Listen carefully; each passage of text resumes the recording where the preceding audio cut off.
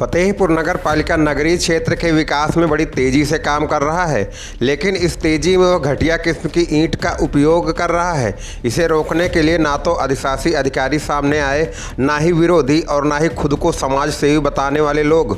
पूर्व सदर विधायक विक्रम सिंह ने मामले पर विरोध दर्ज कराने की बात तो कही, लेकिन इसके बावजूद भी निर्माण कार्य पूरा हो गया। मुझे लगता है कि आपने एक बहुत ही गंभीर समस्या की तरफ मेरा ध्यान दिलाया है, जो सारी जनता भी उसको महसूस कर रही है और बताती भी रहती है।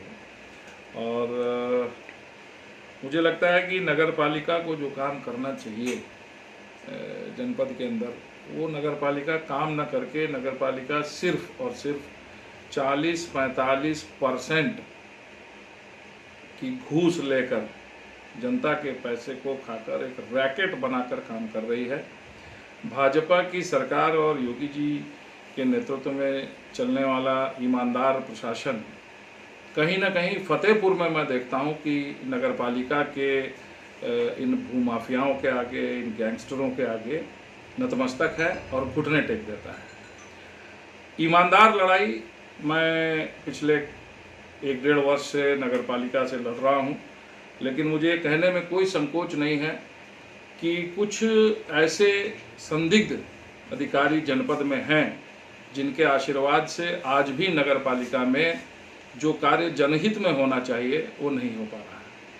और ऐसे लोगों की पहचान पूरे जनपद को है, लेकिन फिर भी यदि अधिकारी उन पर निर्णायक कार्रवाई नहीं कर रहे हैं तो उसका एक कारण हो सकता है, और वो है उनकी संलिप्तता।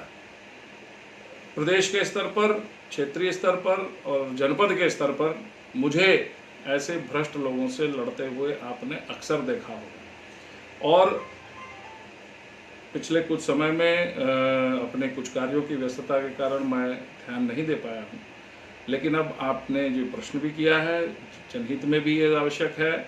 और ये आप तय मान लीजिए कि अगले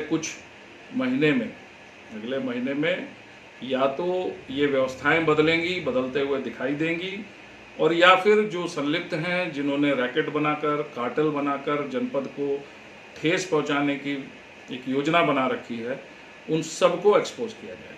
आप यह जो चमचमाती हुई नाली देख रहे हैं, उसके पीछे की कहानी बड़ी भयावह है। इसका निर्माण फतेहपुर नगर पालिका परिषद की ओर से किया गया है, जो पुलिस अधीक्षक कार्यालय के आसपास है।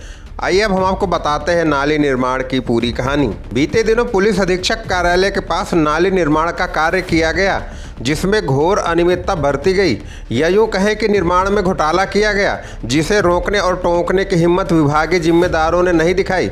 ऐसे में शहर का विकास चौथे नंबर की ईंट से हो गया और देखने वाले देखते ही रह गए।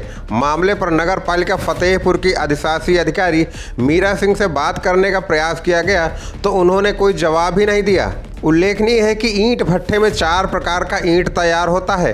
पहले नंबर का ईंट सबसे महंगा होता है, जो वर्तमान में लगभग 8,000 रुपये प्रति हज़ार के हिसाब से है।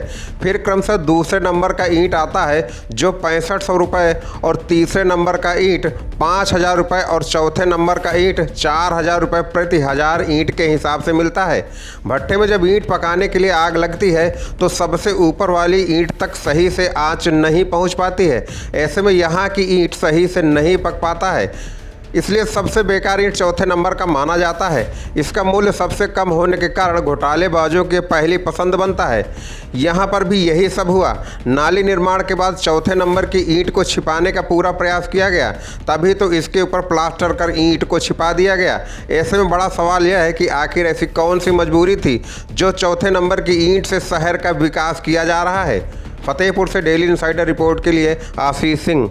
यूपी और देश दुनिया की तमाम ताजा तरीन खबरों के लिए गूगल प्ले स्टोर से आज ही डाउनलोड करें हमारा तेजी से उभरता न्यूज ऐप डेली इनसाइडर।